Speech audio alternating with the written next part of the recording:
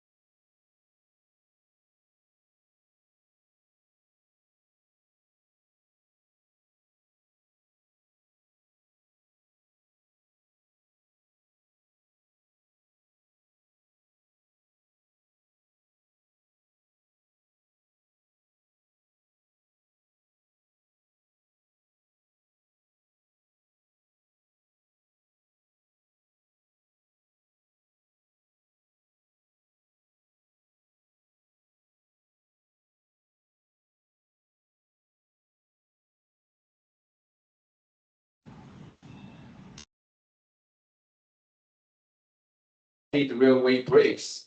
I'm really honored to be here today to share this topic with all of you guys. Four main aspects today.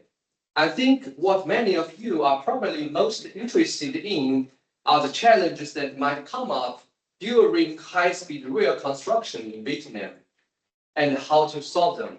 So I believe China's experience in high-speed railway engineering might be a very useful reference for you. So I will start by giving you a brief overview of development and the current status of high-speed railway in China.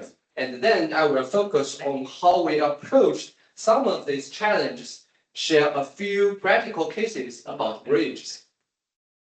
High-speed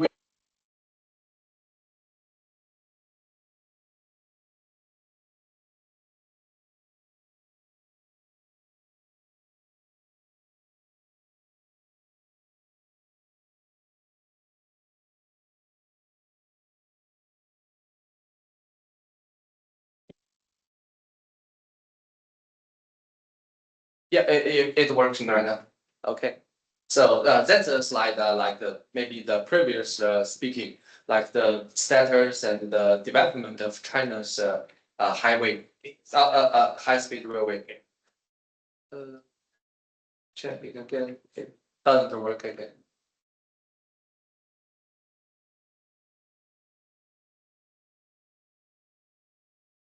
Let's try again. Okay, works. Thank you. High-speed rail development in China started around 1985.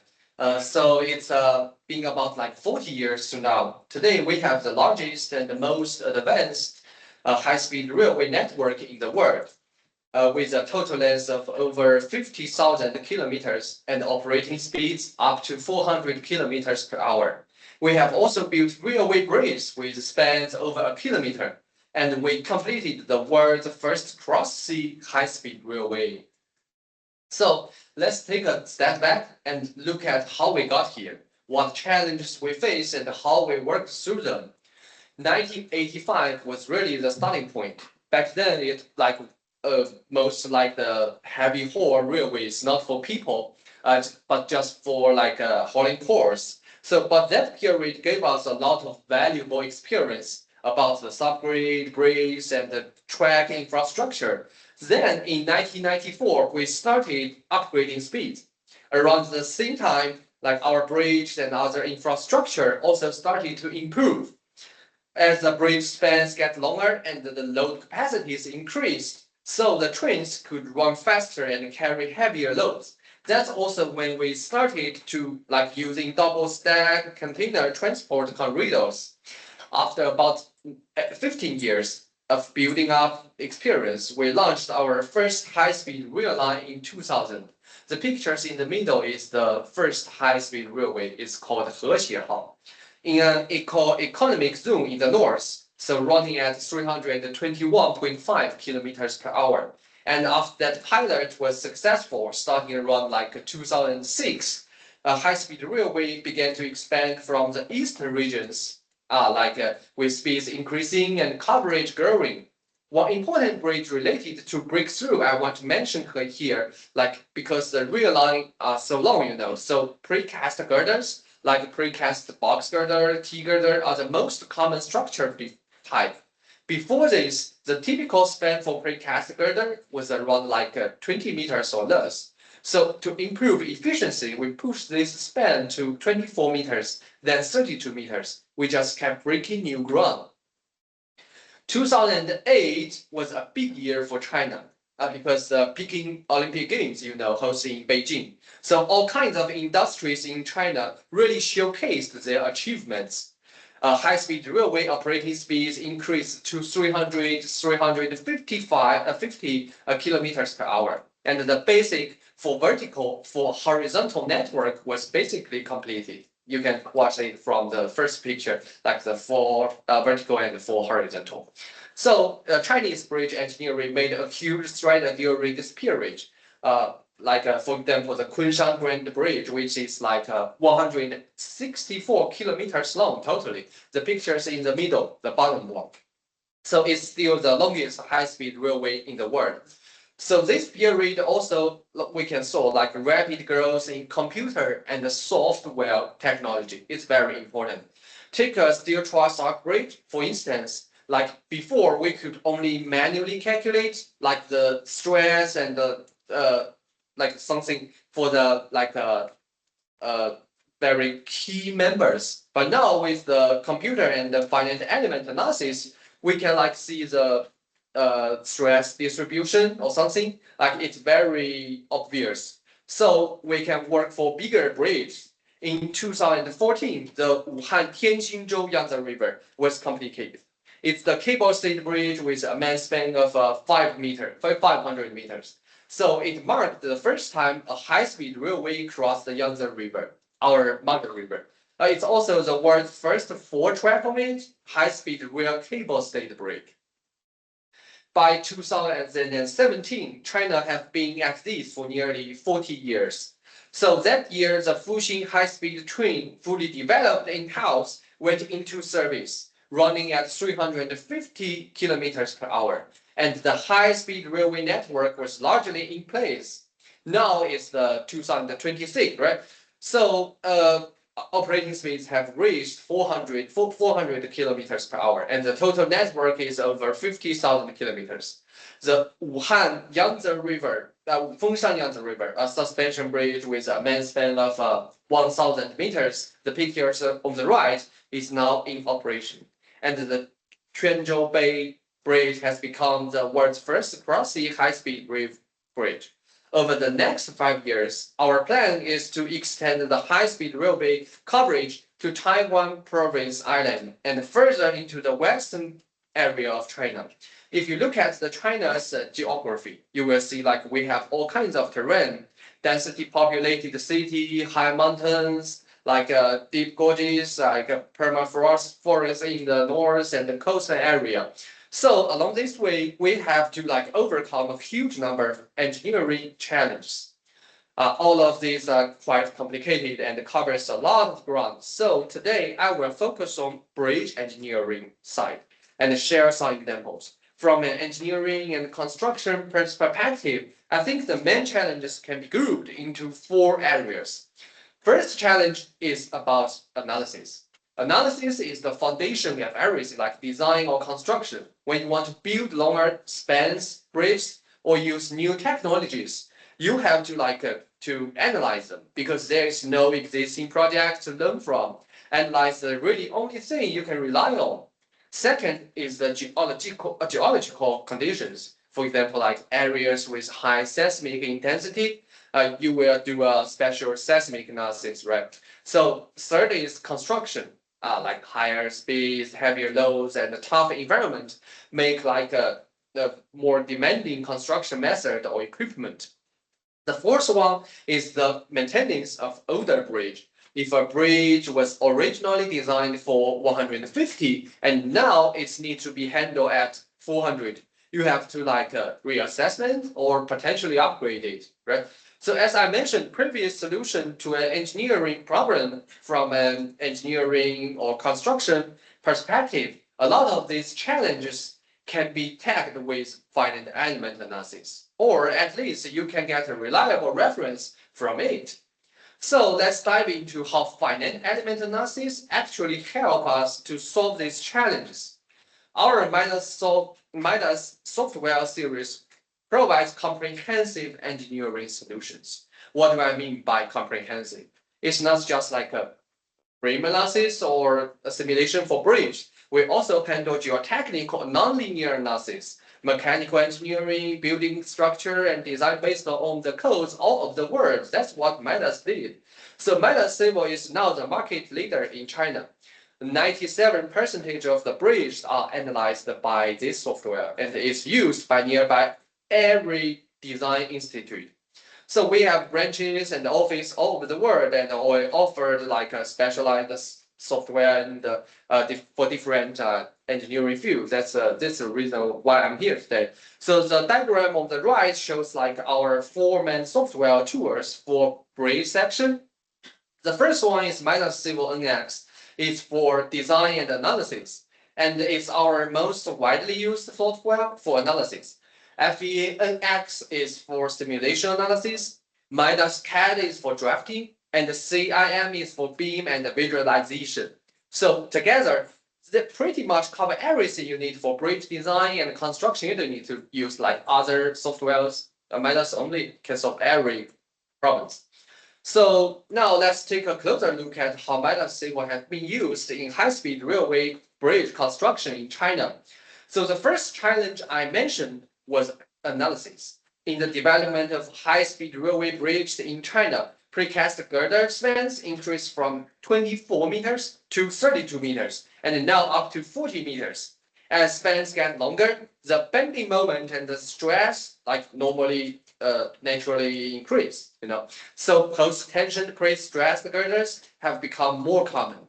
For smaller spans like less than 20, the construction method used to be like erect a segment and lay the track on it and use the train to move forward while carrying the next segment.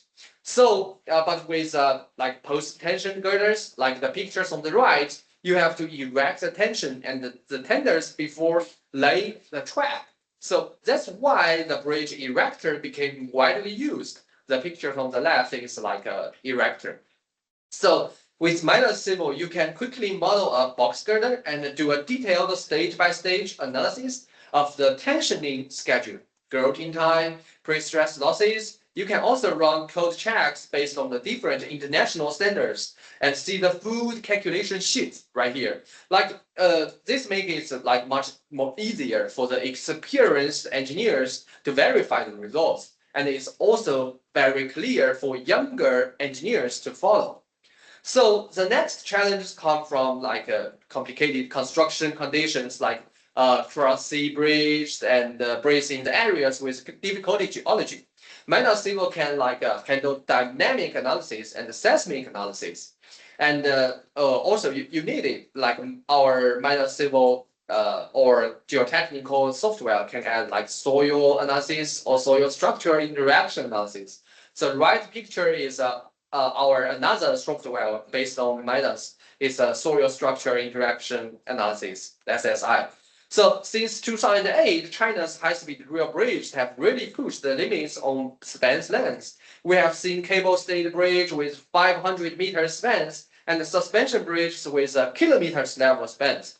Building super long bridges you need like a obviously require a more comprehensive and detailed analysis, right?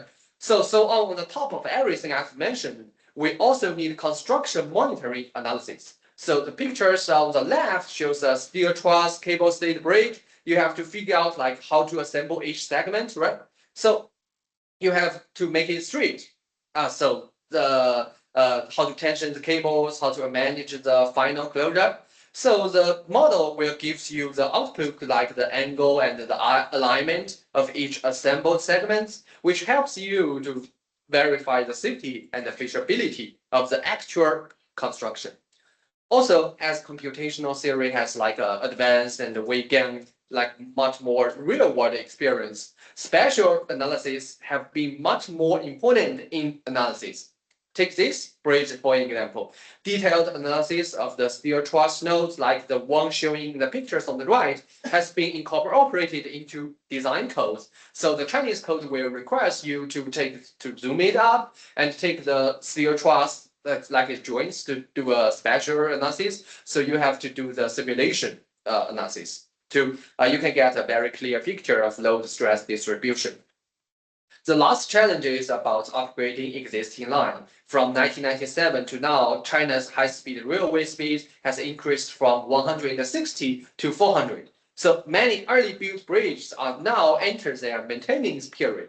So we can like especially with high level load, you know. So fortunately, the codes keep getting updated. So we can just use the Midas symbol to rechecking and re-evaluating with Midas symbol. So like for existing bridge, you can just go to the site, inspect on site about like a rebar, crack, or something else. So you can just go back and update the model accordingly. So far, we have like covered four main challenge areas and how finite element analysis to help about design and construction problem. So now let's take like three real cases. The first one is like 144 meters tied arc bridge, a 170 meter continuous rigid frame bridge, and a steel truss cable stayed bridge with a main span of 600 meters.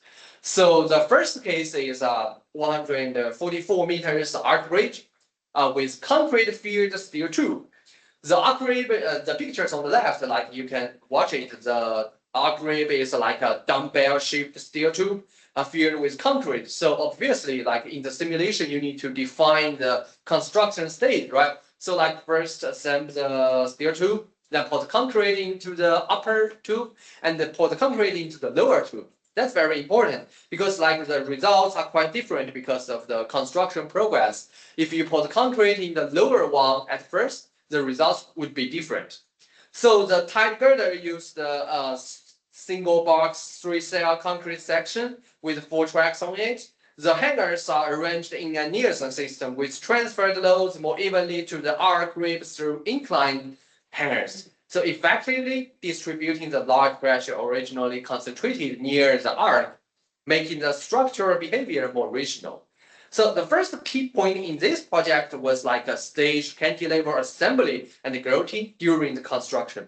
So the left picture shows up like the construction stage made by Midas Civil. Also to avoid like a stress concentration at tensioning points, we use like a two-stage tensioning. Firstly, we sequentially tension the hangers from both sides towards the center, and then a second tensioning to reach the final cable force. So after completing the construction stage simulation, another challenge was cable force optimization. I mean, to balance the dead loads and the live loads to find the reasonable force. So in the software, there is a function is called unknown load factor method. Like you can set up the target constraint. For example, for this bridge, I just set the deformation at the bottom of the hangers approaching zero, like to be near zero. So the program will automatically calculate a reasonable cable force to reach the constraint, like to find a reasonable cable force. So finally, we check the arc rib and the deck about like the stress and the strength, and also we verified the cable force. But analysis didn't stop there. So the steel truss members have a potential risk of comprehension buckling. So if you look at the first picture, I mean the pictures on the left corner. It's the first full mode of the buckling analysis. So it's made by Midas Civil. So that's complete analysis for this project, all done by Midas Civil, just one software. So the diagram on the right shows the train load mode from Chinese railway code, which consists of like a uniform, like a distributed load plus like 4 concentrated load in the middle. In the program, you can like check where the moving load is positioned, where a node or element experiences the worst situation. Like you can follow where the train is at. So this project is now almost complete. So this is a picture of the construction site. It's quite beautiful, right? So the next project is a high-speed rail bridge built in a special environment located in the canyon in northwestern of China. The bridge evaluation on both sides are very high. You can watch it from the pictures on the right. So also there is another challenge, like it's very cold there. I mean the temperature. So the effective construction window each year is very short, only like 6 months. I think you don't need to care about this in Vietnam. So in the end, we choose the high pier continuous rigid frame bridge. Here is a comparison of like a rigid frame bridge and a cable stayed bridge. So usually cable stayed bridge is like much more beautiful, but this time we did a comparison because of the difficulty, the construction difficulty and the cost. So we went with the rigid frame bridge. So you can see like with finite element analysis, we can like gain a lot of flexibility when dealing with complex like terrain. We can easily to build 2 models and check everything and calculate the stress and calculate like how much cost we need for this bridge. So this is an animation at the right corner. You can watch it. Like this is the construction progress. We cast in piece for the middle one block, and then we use the foam traveler for the remaining parts. This is animation. I just downloaded this from a website, and I have another one made by Midas Civil. So let's take a closer look to this project. So the final design is a continuous rigid frame bridge with a main span of 132 piers high as a record. So construction used cantilever casting from the with the foam traveler. So at the right corner there is a animation made by Midas Civil. You can like very clearly see the progress of the construction. Okay, that's a short video made by Midas Civil. So on the software side, you don't need to care about like its complicated construction stage. We can use the modeling wizard. The modeling wizard will like automatically to cut the construction stage into pieces. So consider about like the construction difficulty. So we use the modeling wizard to like quickly generate this construction site and take into account and tensioning and the losses of pre-stress stage at different stage. So the final structure sacrificed all requirements for like a flexural capacity, shear capacity, crack resistance, and deflect check. So the image on the right corner, if there is some design engineer sitting here, this is a very good tools for you to adjust the tender. Because adjust tender is a very like complicated work for you, take a lot of time. So if you use tool, you just use your mouse to click the bottom along the tender, just drag your mouse, and the tender strip will change. It's very convenient. This is like the results, like the Chinese codes on the left and the Europe code on the right. You can use both codes to design it and recheck it. So for such a long span bridge, there is another issue need to be concerned. During segmental construction, temporary loads like the self weight, the foam traveler will like cause the girders to deflect downward, like the pictures on the left corner. So when the bridge is completed, the deck profile isn't straight, right? So why we need to consider is like a pre-camber. In other words, when we cast the concrete and set the formwork, we will make the girder profile curve upward. So after deflection cancel out, the final profile is smooth. So what Midas Civil did is like automatically calculate how much pre-camber we need. The pictures on the right corner, the first two, will show up like the how much pre-camber we need for different position along the bridge. So at the right corner is the street, right? So finally, there is also some items we need to calculate about construction. So here is a zero block breakage. I'm not sure it's called like a zero block out of China. So, but it's the first block cast in piece with a support system. I mean, in the middle one, the first one. So, but before the cantilever started, so we build up the model and check the stress and the strength. So the pictures on the bottom is like a form traveler. We also performed the stress check. So from design to construction, we covered every angle of a project analysis. So once it passed, you can proceed to produce your drawing. So the third project is like a steel truss cable stayed bridge with a main span of 600. This is a typical modern long span railway bridge. China has built many such railroad combined long span bridges. The main span girder is like an N-shaped steel truss. The tower is 200 meters high, H-shaped tower, and there are like 144 pair of steel wire cables. The upper deck carries a 6-lane highway. The lower deck carries a double-track high-speed railway. More than one. So similar to the tied arc bridge case we saw earlier, we need to find the reasonable balanced cable force.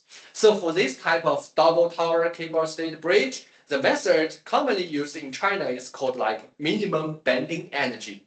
So what is this energy method did is like the goal is to minimize the bending moments on the main girder and the towers. So in the model, we reduce the black straw stiffness of the girder and the tower to near zero, or we can like increase the axial stiffness to a very high level. So the stiffer the direction, the more internal force it attracts, right? So we can get like a bending moment distribution, like the showing on the figure 1. It's very beautiful, right? Smooth and small for the bending moments. So I will not repeat the parts that like similar to the previous two cases. I will let you to watch something different about the seismic analysis. So for this project, we both did like a response spectrum analysis and time history analysis and cross-checked the results. We use the moment curvature curves to evaluate the elastic plastic behavior, and also PM curves to check the compression capacity. All this can be done directly in Midas Civil. Just one software. So because this long span bridge is a sea crossing bridge, so it's like much more complicated, located in an area with a high seismic intensity. So also incorporated several relatively new technology. We also built a refined simulation model, just like the model on the left. Like we performed a cable to tower anchorage zoom analyzed with steel truss joint analysis. So this model you can like just output from your Midas Civil NX. You don't need to like you just like output from the Civil NX like the frame project, like the frame analysis, and then made it into solid analysis. So these local details can be like captured by frame analysis. Here are the results from Midas FEAX. You can watch it from the PowerPoint page. So the areas where tower stresses exceed the limits, and the areas where like cross beam stresses exceed limits. So these results can serve as a reference for adding reinforcement and other measures to like in specific zones. Here you can see the stress distribution in the cable to tower anchorage zoom and the stress distribution in the embedded components of the tower. So this long span bridge is currently under construction. So this is like considered a benchmark projects for railway bridges in China. This is all the three cases. So this is what I want to share. I think they pretty much illustrate how finite element analysis contributes to railway bridge construction in China and what problems it helps to solve. Of course, there are like many other aspects I didn't mention because of the limit of time. Advanced in like bearing technology, excavation equipment, and so on. It's a huge topic cover many areas about the high-speed railway. But from the analysis perspective, I think Midas Civil are the most professional. Now, it's the like digital age, right? So our software has also started making breakthrough in this area. So here is a like digital bridge inspection platform. It lets you to see the bridge behavior in real time on the operating conditions, like when a train passed the bridge and the stress and the deformation will change, right? So you can watch it from real time, and the data will transmit it to the cloud in real time and compare to the values you get it from your model and updating the model, providing real-time alerts. So finally, let me show you a few more like applications I didn't mention earlier. With the help of finite element analysis and other tools, conventional bridge structures in China have largely overcome the structural challenges. So now we are starting to focus much more for the architectural aesthetic. So this is like a structure shaped like a bird, spins wings, and there are also like a poem right here. It's written in Chinese, so I will not read it today. So here's the model and the results for this structure. So there is another example of like a landmark aesthetic bridge. If you ever have a chance to travel to China, you will see a lot of these kind of landmark bridges in various cities. For example, when I came to Hanoi, I also visited the Longbian Bridge. It's very famous, right? So I took souvenir pictures and bought something. So back to analysis. Another point I didn't cover today is about RSI analysis, which is also very important in this kind of area. You can do it by Midas symbol. So we will introduce this afternoon. To wrap up, here is a summary diagram. Midas FENX could also perform like solid analysis for location like arc, springs, and fatigue analysis, correct calculation for concrete, cable to beam anchorage zoom analysis, contact analysis, steel concrete composite section analysis, and so on. So you can just get some information from it. So in our bridge construction area, all kinds of structure can be modeled, analyzed, and calculated with Midas symbol. This pretty much like the end of my presentation today. From reviewing the development of the railway bridge construction in China and the key role what finite elements did. So I hope Vietnam's railway bridge construction will also achieve its goal one by one. And I hope that Midas can contribute to that effort. That's all for today. Thank you very much.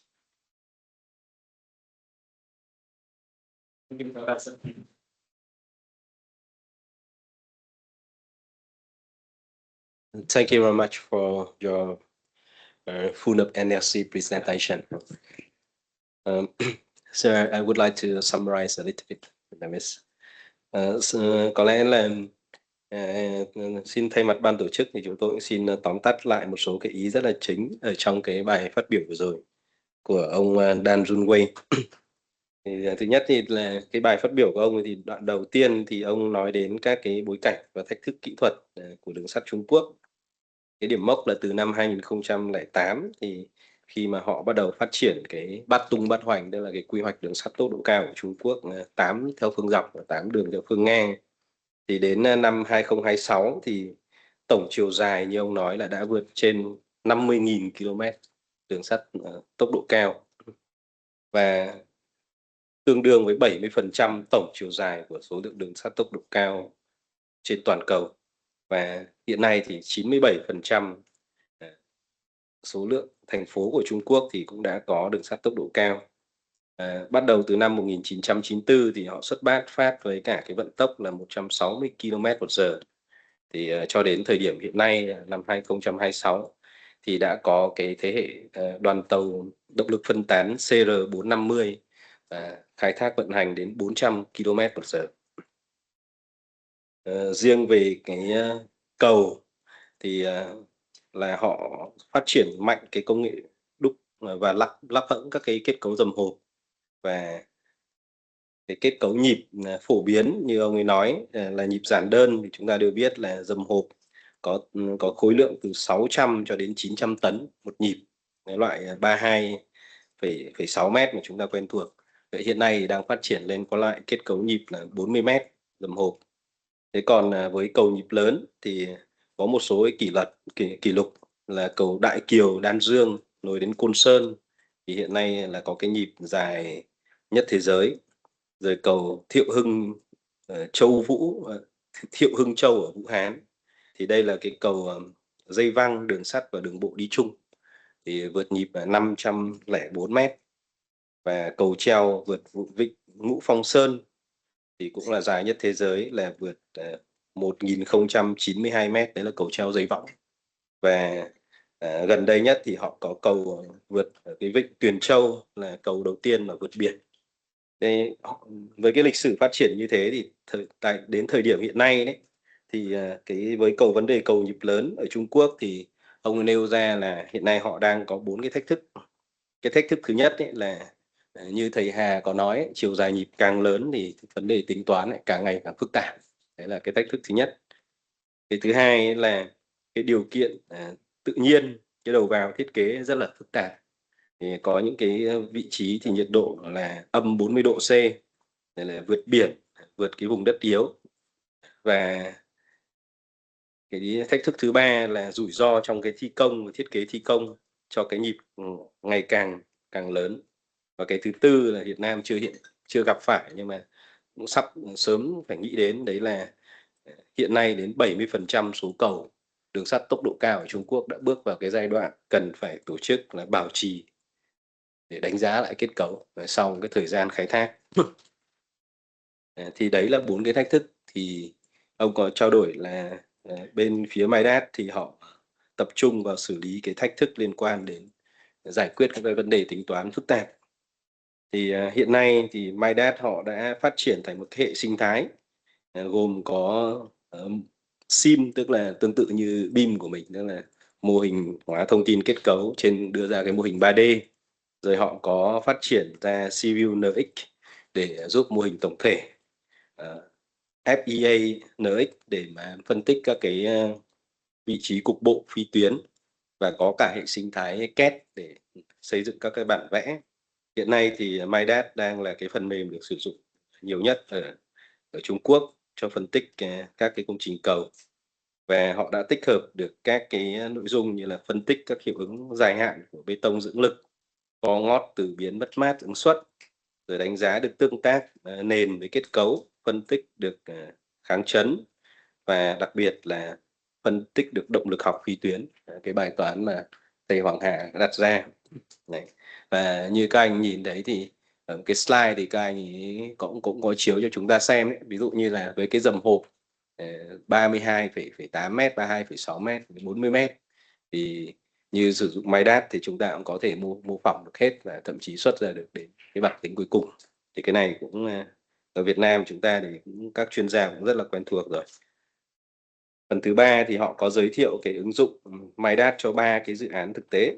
Cái dự án thứ nhất là áp dụng cho cái cầu vòm ống thép nhồi bê tông và vượt nhịp 144 m. Thì cái cầu này thì phân tích thì ở Việt Nam chúng ta đã quen thuộc. Thế nhưng mà họ có cái nhấn mạnh đấy là với cái bài toán này thì một trong cái bài toán quan trọng là cái phân tích ổn định uốn dọc của cái vòm. Thì Midas cũng đã xử lý được, và cái vòm này thì sử dụng hệ thống dây, thì cái tính toán để xác định các cái nội lực trong dây thì cũng đã tự động được. Cái dự án thứ hai là dự án cầu khung cứng liên tục và thi công bằng phương pháp hẫng. Thì cái đặc biệt của cái cầu này là đây là cầu vượt sông Nhã Lung, và cái đặc biệt của cầu này là có cái trụ cao nhất trong các cái trụ cầu của đường sắt tốc độ cao ở Trung Quốc, là cao đến 133 m. Đấy. Và cái khống chế, cái khó ở đây là họ đã sử dụng được cái wizard để mô hình hóa kết cấu và điều chỉnh cái tọa độ của các cái bó cáp dưỡng lực để đảm bảo được độ vòng trong cái quá trình kiểm soát được độ vòng trong quá trình thi công. Đấy, và cũng trích xuất luôn từ trong cái mô hình này ra để tính toán được, kiểm toán được các cái đà giáo cho thi công khối K0 và xe đúc. Để nếu mà chúng ta thông thường tính toán thì chúng ta mô phỏng cái này riêng ra. Và dự án thứ ba là cái dự án cầu dây văng nhịp 600 m dùng chung cho đường sắt, cho cái cầu đường sắt đường bộ đi chung. Thì cả cái cầu này thì dài 2.230 m, trong đó cái nhịp giữa là 600 m. Tầng trên thì là 6 làn đường bộ, và tầng dưới là đường sắt tốc độ cao 50 km/h. Và sử dụng là cái dàn thép hình chữ nhật, và sử dụng hệ thống là 144 dây văng, cường độ của mỗi dây là 1770 MPa. Thì ở đây thì họ nhấn mạnh là mấy cái ý là họ đã làm được ấy, tức là cái tính lực căng dây, tính lực căng dây để đảm bảo ra cái độ vòng đều đặn bằng cái phương pháp gọi là năng lượng uốn tối thiểu. Cái này được tích hợp ở trong Midas để tính ra được cái lực căng thiết kế của các dây, phân tích được các cái đáp ứng động của cầu chịu tải trọng động đất theo cái phương pháp phổ đáp ứng và theo cái phương pháp lịch sử thời gian. Rồi một cái mới là từ cái mô hình Midas Civil như mà chúng ta đã quen thuộc ấy, thì họ có thể tự động trích ra những cái vùng cục bộ để phân tích bằng Midas là FIANX để phân tích được cái ứng suất cục bộ ở các cái nút sàn và ở các vị trí neo. Ở đây nó có cái kỹ thuật là chuyển từ cái phân tích 1D sang trực tiếp với mô hình 3D. Thì cái đây là cái đáng quý. Riêng với cho cái công nghệ đường sắt tốc độ cao thì hiện nay trong Midas ấy, thì anh ấy có giới thiệu có một số các cái nội dung đã được bổ sung thêm. Cái thứ nhất ấy là đã tích hợp trên cái nền tảng về cloud computing, điện toán đám mây đấy, để làm một cái việc như chúng ta hiện nay đang làm trong cái việc mà đánh giá tình trạng sức khỏe trực tuyến các công trình, là họ sẽ phát triển cái hệ thống giám sát sức khỏe kết cấu trên cái mô hình trực quan. Thì trong cái mô hình này đấy thì họ đo các cái thông số ngoài hiện trường như nhiệt độ, vận tốc gió hay độ võng dao động của kết cấu, và cập nhật được cái mô hình ở trên Midas và chạy mô hình để chúng ta có một cái bản sao trên Midas cho cái công trình thực. Thì cũng là một cái tiến bộ cho cái việc mà khai thác bảo trì. Họ đã làm ra được các cái phân tích nâng cao. Thứ nhất là các cái kết cấu có cái hình dạng đặc biệt, tức là không phải là chỉ các cái thanh thẳng. Rồi là phân tích được bài toán quan trọng là bài toán ray và kết cấu, tương tác ray kết cấu. Thì cái bài toán này thì buổi chiều nay thì chúng ta sẽ có cái điều kiện trao đổi kỹ, phân tích mỏi, phân tích tiếp xúc và phân tích nứt chi tiết bằng máy đáp.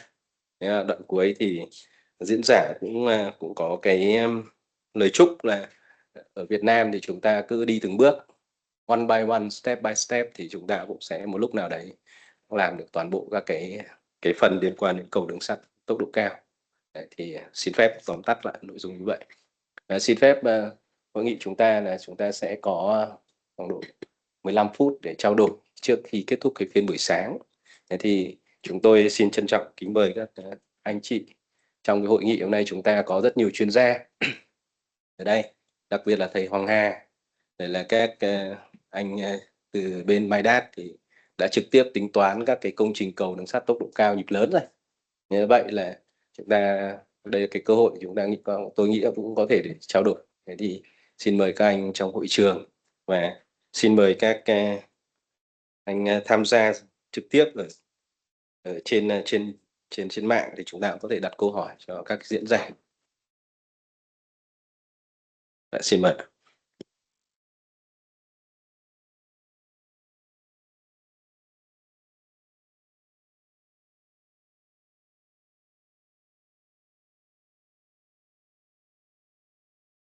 Thế nên nếu mà các anh chưa có câu hỏi thì vâng, xin mời thầy Ký ạ. Professor Phạm Văn Ký will have the question. Mời thầy. Mình gì cỡ nhỉ? Dạ. Tôi được nghe cái báo cáo về cầu khung cứng ấy, thì thấy nó cũng có rất nhiều ưu điểm. Thế và cái điều ấy thì chúng tôi cũng đang suy nghĩ xem là cái áp dụng vào Việt Nam như thế nào. Thì ở Việt Nam nó có một số vấn đề như sau. Thứ nhất là cái đường sắt Cần Giờ thành phố Hồ Chí Minh ấy, thì nó lại là cái vùng sình lầy, bùn nó rất là nhiều. Thế mình làm cái khung này thì nó thuận lợi là có thể là kết cấu nó nhỏ đi. Thế nhưng mà ngược lại thì cái chiều sâu của các cái trụ ở khu vực bùn đấy thì nó sẽ lại phải làm rất sâu và giảm được cái giá thành khung ở bên trên thì cái giá thành trụ nó lại phải cao lên. Đấy, là một cái thứ hai nữa là kinh nghiệm của Trung Quốc thì mới chỉ phù hợp với lại các cái tàu mà 500-600 tấn. Đấy, tức là tàu khách tốc độ cao thì là khoảng bằng đấy.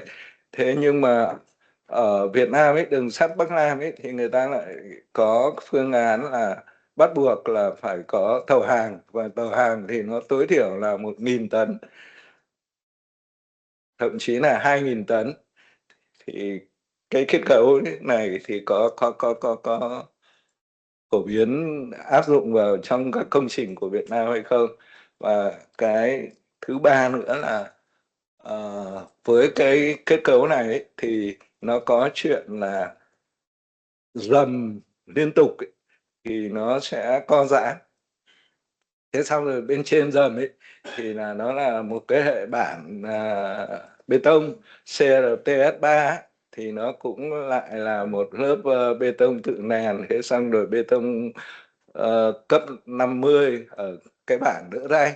Thế thì khi mà lực nhiệt độ nó tăng ấy thì nó sẽ truyền từ cái dầm cầu nó co giãn, thì nó sẽ truyền cái lực nhiệt độ ấy lên cái ray, và ray nó cũng co giãn nữa. Thế cho nên là phải, nhưng mà ở ray ấy, thì người ta có thể bố trí những cái thiết bị để cho ray nó co giãn được. Thế thì cầu khung của chúng ta có bố trí các cái thiết bị để cho dầm nó cũng co giãn được không? Vì nếu mà không ấy thì là nó sẽ đặc biệt là đường ray nó sẽ bị bung, nó gọi là buckling. Đấy. Thế và tôi cũng chưa hiểu là tại sao Trung Quốc lại cứ làm cái loại CRTS3 mà không làm theo cái kiểu là cắt cái lực cũng như là cái dao động như thầy Hà vừa mới báo cáo, là không cho nó truyền cái dao động từ trên đường ray xuống dưới cầu bằng cái cách là cái bản thế hệ mới, thì nó lại, cái bản bê tông nó lại kê trên 5 cái gối mỏng. Đấy. 1 tấm ở giữa, còn 4 tấm ở 4 góc, và như vậy thì nó sẽ cắt cái dao động và nó không lo gì cái chuyện cộng hưởng nữa. Thì tôi có một số câu hỏi như thế.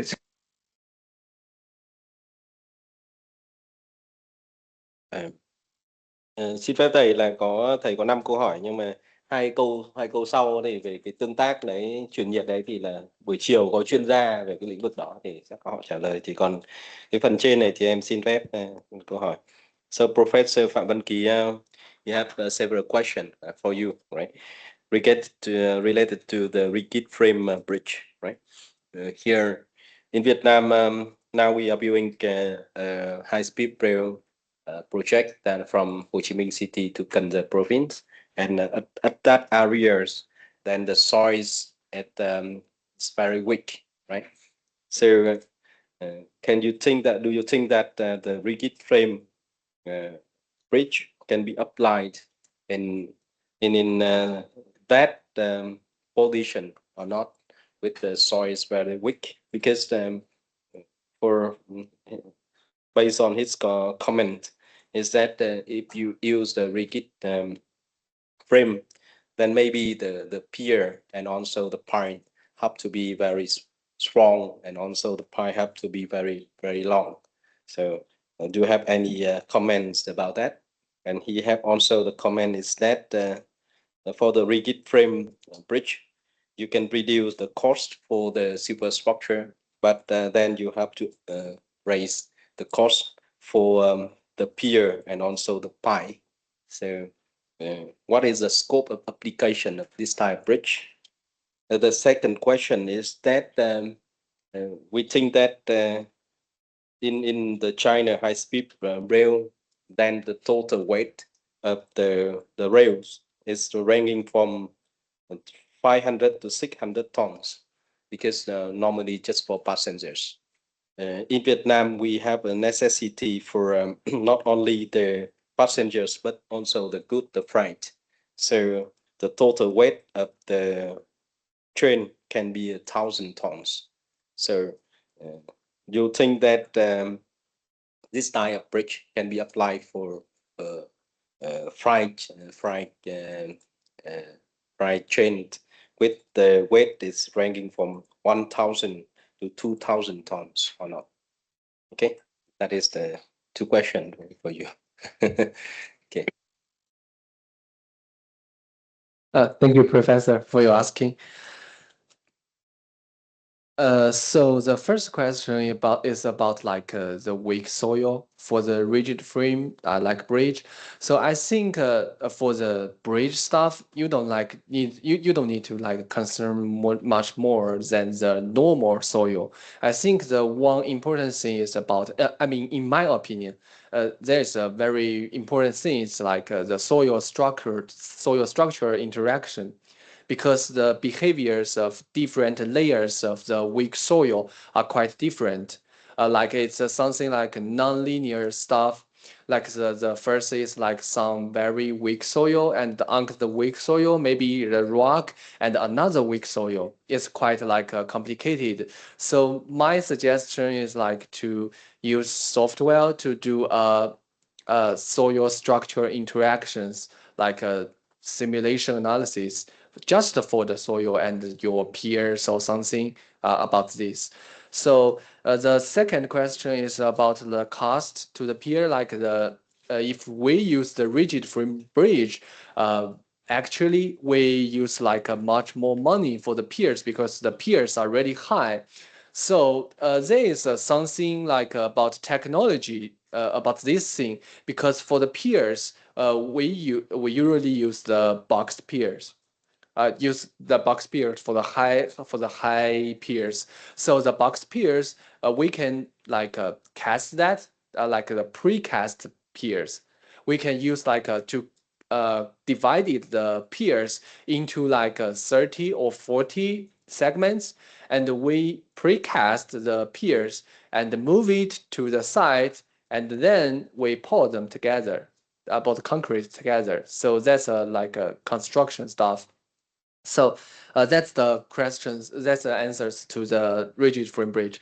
So about the trains, if like in China it's like 500 to 6 tons, but in Vietnam maybe like 1,000 to 2,000 tons. So it means like the live loads we are like 2 times than is in China. So I think the key points for this thing is like to adjust your like pyramid, or you can see like the safe pyramid, like in our design in China for the high-speed railway, we will keep the safety like a safety factor like a 2.0 or 2 to 3.0. It's like our capacity is 3 times than the loads.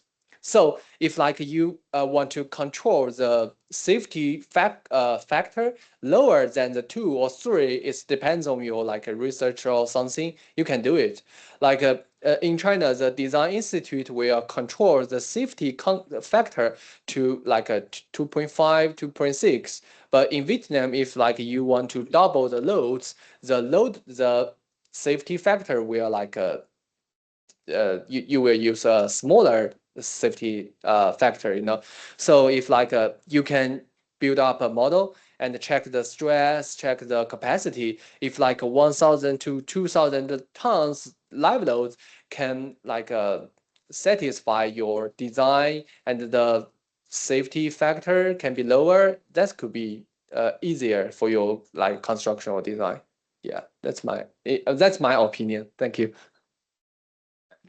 Xin tóm tắt lại một số cái ý trả lời của ông Dan đến thầy. Thứ nhất đây là về cái đất yếu và đất bình thường áp dụng các loại cầu này, thì báo cáo thầy là Cái này thì chúng ta cũng sẽ phải dựa trên tính toán, và ở đây nó có cái công cụ là chúng ta tính cái kết cấu nền tương tác đồng thời với nền, và ờ, hiện và phân tích. Thì khi mà phân tích xong thì chúng ta sẽ có thể chắc chắn được nó có ổn hay không. Thì ở đây cũng có rất nhiều chuyên gia tính toán cầu ấy, thì chắc các anh cũng tưởng tượng ra rồi, thì cái trụ nó cao ấy thì thực ra là nó lại có cái hiệu ứng là mềm theo phương phương phương dọc. Đấy thì khi mà tính cái kết cấu mà trên cái nền đất yếu ấy thì là cần phải tính anh có lời khuyên là phải tính cọc tương tác đồng thời với nền để ra được cái đáp ứng động cách chính xác. Đấy thì đấy là cái ý thứ nhất. Ý thứ hai thì là anh cũng rất là hiểu và chia sẻ với cả cái nhận định rất là đúng của thầy ấy, thì với cả các cái cầu cứng này thì đúng là sẽ dành rất nhiều tiền cho cái trụ. Thì ở Trung Quốc ấy thì họ sẽ giải pháp bằng cách là họ sẽ dùng các cái trụ mà mặt cắt hình hộp bên trong rộng, và khi đó thì họ sẽ có thể chế tạo sẵn các cái hộp này để giảm cái giá thành. Đấy thì đấy là cái ý thứ hai. Ý thứ ba thì là về cái tải trọng của đoàn tàu. Thế thì họ bảo là đúng là nếu mà Việt Nam có cái tham vọng mà dùng cho cái chạy đến cái tải trọng lên đến 1.000 đến 2.000 tấn ấy, thì cái quan trọng nhất theo lời khuyên của các anh ấy, và cái này chắc thầy Hoàng Hà cũng có trong bình luận cho cái bài của thầy Hoàng Hà đấy, tức là chúng ta tăng cái hệ số an toàn lên.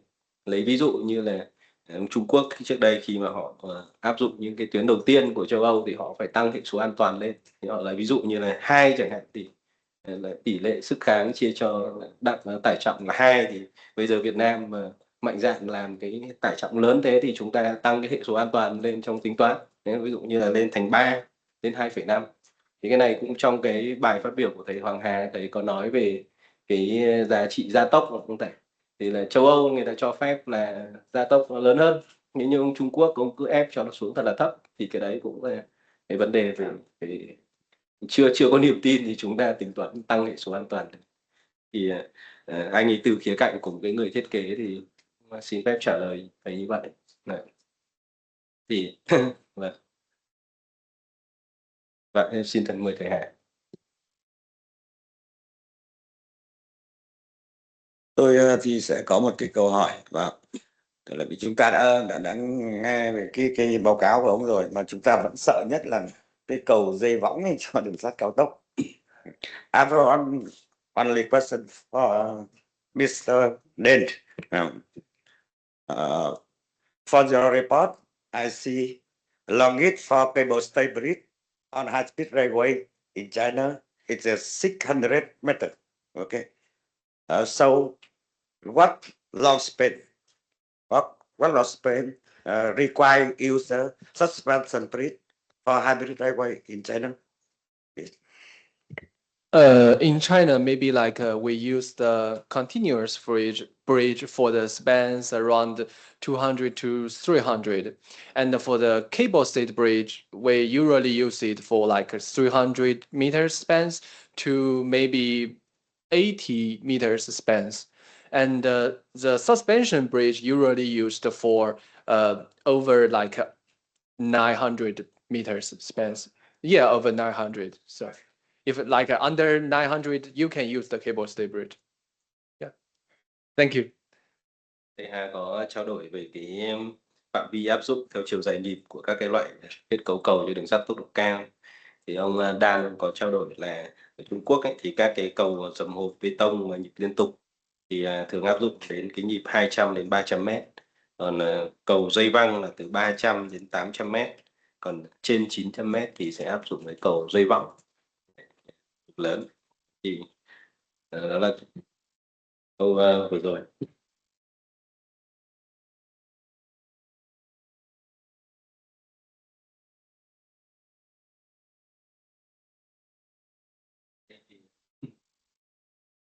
Trước cái hội thảo này thì chúng em và trong hội thảo thì ban tổ chức cũng nhận được rất nhiều câu hỏi. Thì nếu mà trong khán phòng của chúng ta mà hiện nay vâng, anh xin mời thầy Trinh một câu hỏi. Đây là xin cảm ơn thầy đã trao đổi, đặc biệt là tôi rất quan tâm đến nội dung của thầy. Hiện nay là đang xét đến cái vấn đề thiết kế các cái cầu lớn cho đường sắt. Trong các cái báo cáo này của tôi là vậy là đang xét mục đích là các cái đoàn tàu có cái tải trọng, tức là đoàn tàu khách cơ bản. Thế nhưng trong cái bài toán của Việt Nam hiện nay thì thiết kế các cái tuyến đường sắt cao hoặc các tuyến khác thì có khả năng là nó sẽ liên quan đến cái việc chạy chung cả tàu khách và tàu hàng. Thế thì trong cái vấn đề mà kiểm soát ổn định động lực mà thầy Hàng nêu khá là kỹ rồi, thì cái bài toán đấy mình định hướng giải quyết nó phương án nó như thế nào? Bởi vì là ở đây có nêu ra ví dụ như những cái thầy cũng đã chỉ ra những cái tiêu chí cần phải khống chế trong cái thiết kế cầu nhịp lớn. Thế trong đó có những cái tiêu chí ví dụ như là về xoắn, thì nó cũng là một trong những cái tiêu chí về một trong 5 cái tiêu chí ổn định hình học của đường. Thế còn ngoài ra thì các cái tiêu chí về các cái gia tốc rung động cũng như là của các bộ phận kết cấu, cũng như là các cái tỷ số về lực đứng, lực ngang hoặc là hệ số thoát tải, vân vân, rất nhiều thứ. Thì biết đây là cái nội dung mà nó liên quan đến có lẽ là đường sắt tốc độ cao cho tàu khách. Thì nếu như trong cái phương án ở Việt Nam ấy thì rất muốn hỏi thầy là liệu mình sẽ có cái phương án, mình sẽ kiểm soát những cái vấn đề này như thế nào? Cũng bởi vì là cũng có những cái thứ mà không phải là chỉ là bài toán thiết kế đơn thuần, mà nó sẽ liên quan đến cả cái chi phí bảo trì sau này. Ví dụ như đường tốc độ 160 là Vmax của tàu hàng mình dự kiến thì nó cho phép cái độ xoắn vặn khác so ví dụ 4 mm trên 3 mét cơ sở. Thế còn đối đường sắt tốc độ cao 250 đến 350 thì lại khống chế có 3 mm trên 3 mét cơ sở thôi. Vâng, thì em có mấy ý kiến trao đổi nhờ thầy hướng dẫn. Vâng. Cái này thì cũng xin phép trao đổi với các anh. Thứ nhất là bây giờ chúng ta vẫn chưa quyết định cái tiêu chuẩn áp dụng. Thế mà ta theo Eurocode tức là 13592 ấy, thì đánh đặt sẽ thấy là nó có 5 loại hình đoàn tàu, trong đó có đoàn tàu tiêu chuẩn của nó là gọi là LM71 đấy, tức là Load Modern 71 đấy, thì nó lại gọi là đoàn tàu standard của nó. Thế mà trong cái tính toán thiết kế ấy, thì nó quy định là dùng cái đoàn tàu LM71 nhân với hệ số động lực nhé, xong lại so sánh với hiệu ứng do phân tích động đoàn tàu cao tốc với cái trục 17 đến 18 tấn ấy, chạy với tốc độ tối đa, cái nào lớn hơn thì lấy làm thiết kế.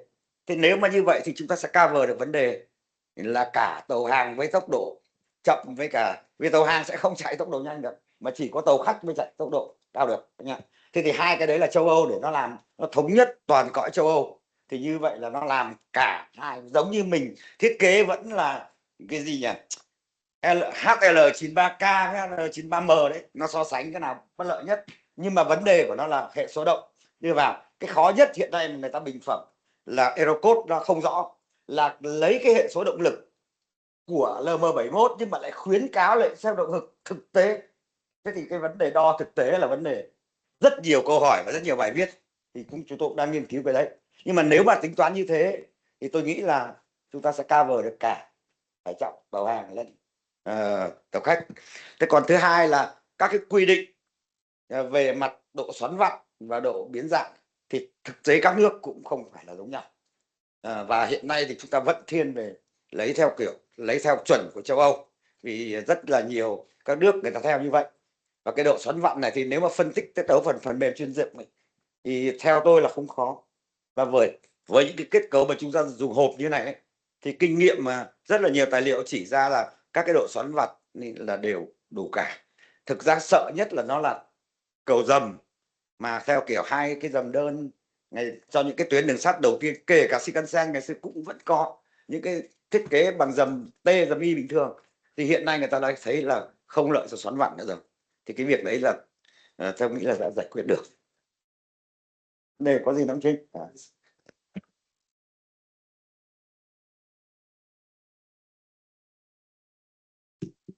Đấy là chúng tôi sẽ ưu tiên cho một cái câu hỏi trực tuyến. Thì chắc là câu hỏi có lẽ xin có một cái câu hỏi, chắc là có một cái anh chuyên gia bên ngoài đã từng được nghe thầy Hà nói về chủ đề này vài lần. Thì anh có hỏi là lần trước thì thầy có trao đổi là dùng cái thiết kế đường sắt tốc độ cao nhịp lớn ấy, thì khi mà tính toán độ cứng thì phải dùng chữ khéo. Thì hôm đấy thì anh ấy bảo là nghe chữ khéo chưa hiểu rõ lắm, thì hôm nay nhờ thầy giải thích lại. Dạ. độ là vừa phải, Vâng. nó nằm trong cái cận. Dạ, có lẽ thầy trả lời để anh ấy nghe thấy. Và anh ấy hỏi là thiết kế khéo tức là như hôm đó thầy nói là không cứng quá mà không mềm quá, đúng không? Thì có lẽ thầy giải thích thêm về cái khái niệm này. Cái đây ấy, thì kinh nghiệm là rõ ràng là Liên minh Đường sắt Thế giới đưa ra cái biên về tần số ấy. Thực ra là đấy là chính là họ giống như cái gì chúng ta chọn cấp phối, nó giống thì tốt nhiều quá cũng không được, ấy thấp quá cũng không được. Thì khi mà mình chọn lanh quanh của cái miền tần số như vậy thì dù có sang cộng hưởng cũng là tối thiểu, thì cái thiết kế là nó chỉ có ý nghĩa nó như vậy thôi, tức là cho một cái độ cộng với kinh nghiệm cho một cái độ vừa phải để có thể đáp ứng được. Tức là như vậy là chúng em hiểu, tức là ở đây với những cái tổ nhịp lớn ấy thì không có nghĩa là chúng ta cố gắng là làm cho nó thật là cứng, càng cứng càng tốt, cũng không phải thế, mà chúng ta phải làm cho nó cứng vừa đủ, đúng không ạ? Thế thì đấy Vẫn có thể vượt qua khỏi nhưng mà vẫn phải đủ cứng.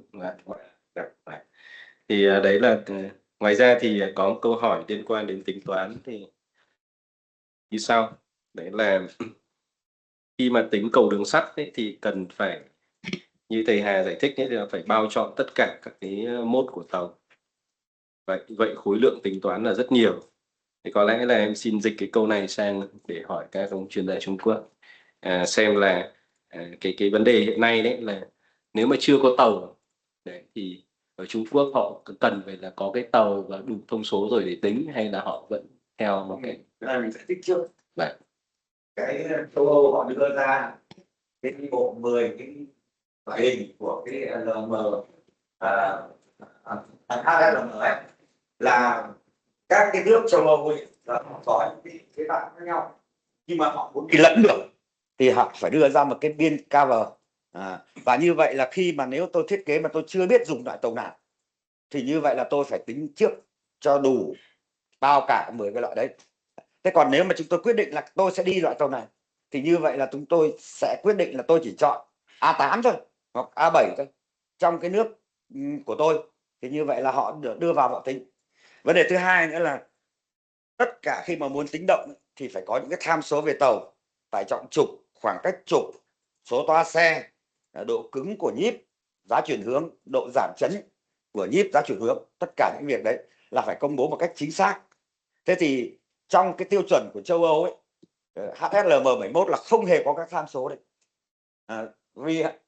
Và họ có một cái lý luận là cái ảnh hưởng của những yếu tố vào ấy, là nó không quá 10% so với cái mô hình một cái lực không có đàn hồi. Thế nhưng mà cái tính như vậy ấy, thì người ta sẽ phải mất công tính nhiều. Thế còn nếu mà như Trung Quốc ấy, thì tôi tin chắc chắn là họ chế tạo tàu của họ không việc gì họ phải tính cả 10 loại cả, họ sẽ tính tuyến của họ có những loại nào là họ tính loại đấy. Đấy là điểm đấy, mình ạ, chắc chắn là như thế. Thế thì cái rất nhiều bài báo nói là cái tính 10 cái đoàn tàu HSLM ấy là để cho trường hợp làm dự án mà chưa biết sẽ dùng loại nào tàu này. Và như vậy là và có những cái là họ lại còn lắp các cái tham số tàu của cái tàu thực vào theo cái mô hình của LM71 ấy.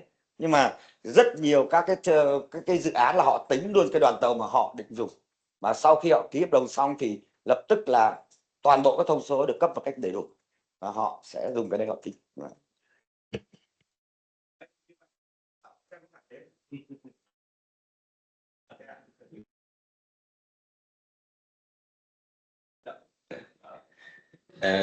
Mr. Dan.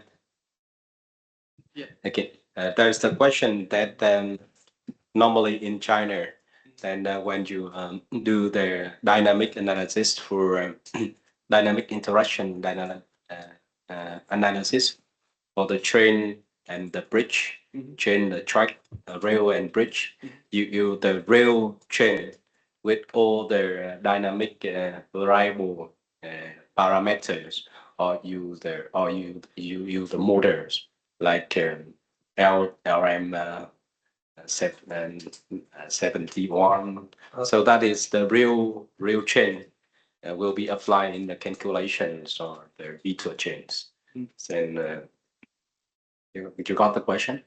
Yeah, but to be honest, I'm not like familiar with the real structure interactions analysis because I like maybe focus much on for the bridge stuff.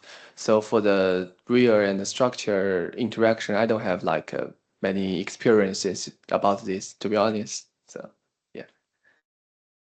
Ông bảo là ông ấy không có kinh nghiệm về cái phần này, thì chắc là để chiều nay thì có chuyên gia về phần này để chúng ta. Sau đây thì anh Thắng cũng là một chuyên gia về tính toán. Xin mời anh Thắng. Xin chào quý thầy cô. Và đối với về định hướng phát triển về đường sắt cao tốc á, theo kinh nghiệm của em có một số dự án mà châu Âu trước khi em về Việt Nam á, thì theo đánh giá của em là như sau. Thì cái đoàn tàu LM71 á, hiện giờ là tất cả các loại đoàn tàu hàng hóa và đoàn tàu cao tốc đều thiết kế dưới dạng LM71. Đây là đoàn tàu thiết kế cho static tịnh thôi. Nhưng mà đối với cái cầu đường sắt cao tốc của mình á và đường tàu hàng á là mình phải nhân cái hệ số động. Còn về việc mà trong cái 10 đoàn tàu mà cái vấn đề mà có 10 đoàn tàu bây giờ thì khi mình cái đoàn tàu này là thường theo cái nhà phân phối cấp cho mình, nhưng mà trong cái tiêu chuẩn Eurocode á thì nó sẽ ghi cụ thể 10 đoàn tàu. Tuy nhiên á, tất cả nhà sản xuất á, nó đều có một cái gọi là cái quy định chung của trong cái thiết kế đường cái đoàn tàu á, là tổng tải trọng của đoàn tàu dành cho đường sắt cao tốc á, nó thỏa mãn cái phương trình mà trong tiêu chuẩn nó ghi. Tất cả nhà sản xuất nó phải thỏa mãn cái điều kiện đó. Do đó trong cái phạm vi 10 đoàn tàu khi mình phân tích á, là cover cái dạng nhà sản xuất rồi. Thông thường là như vậy. Mà khi mà cuối cùng nếu mà bước thiết kế dự án mà biết bước mà bạn dạy thi công cuối cùng á, thì thường mới xét tới cái đoàn tàu mà đoàn tàu thực tế nhà sản xuất chế tạo. Do đó đó là hoàn toàn phù hợp khi mà những cái bước trước. Đó là ý kiến của em về dựa trên các kinh nghiệm về thiết kế đường sắt cao tốc ở châu Âu. Rồi,